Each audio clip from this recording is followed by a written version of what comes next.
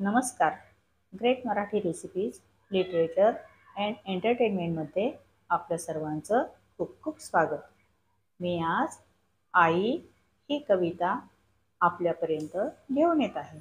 चला तर आपण पाहूया.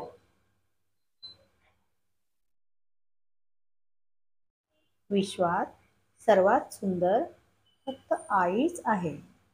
विश्वात सर्वात सुंदर फक्त आईच आहे. आ म्हणजे आत्मा आणि ई म्हणजे ईश्वर. आ म्हणजे आत्मा आणि ई म्हणजे ईश्वर. आई म्हणजे आत्मा आणि ईश्वर या दोन शब्दांचा संगम. आई म्हणजे आत्मा आणि ईश्वर या दोन शब्दांचा संगम. आई हा शब्द विश्वव्यापक आहे. आई हा शब्द विश्वव्यापक आहे. आई ही सर्वात पहिली गुरु. आई ही सर्वात पहिली गुरु. आई म्हणजे वात्सल्य मूर्ती. आई म्हणजे वात्सल्य मूर्ती.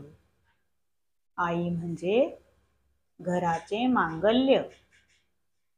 आई म्हणजे घराचे मांगल्य.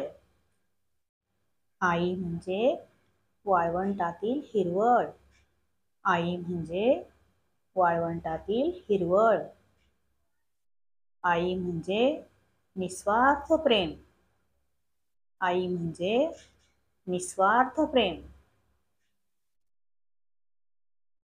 आई म्हणजे दया, क्षमा, शांतीचा सागर. आई म्हणजे दया, क्षमा, शांतीचा सागर.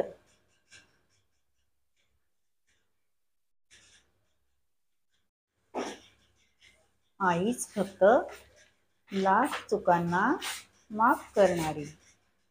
आईच फक्त लाख चुकांना माफ करणारी.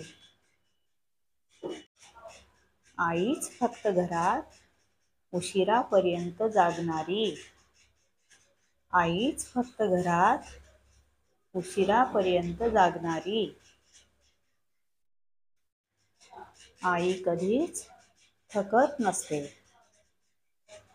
आई कधीच थकत नसते. आई नेहमी आनंदीच असते. आई नेहमी आनंदीच असते.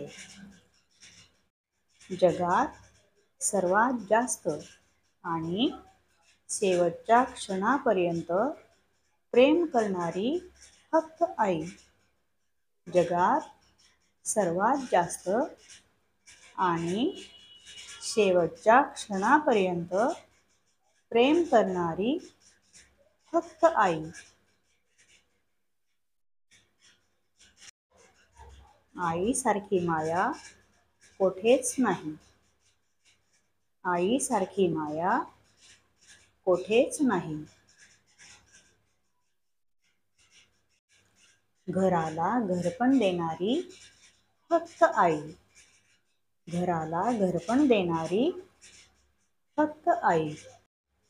अनेक नाती जोपासणारी फक्त आई. अनेक नाती जोपासणारी फक्त आई.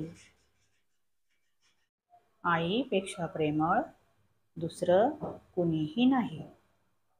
आईपेक्षा प्रेमळ दुसरं कुणीही नाही.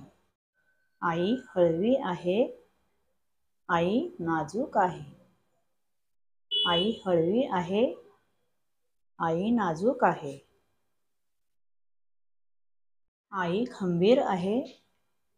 आई गंभीर आहे. आई खंबीर आहे. आई गंभीर आहे. आई सर्वात शक्तिशाली आणि मजबूत आहे. आई सर्वात शक्तिशाली आणि मजबूत आहे. जगात सर्वश्रेष्ठ आई आणि आईच आहे.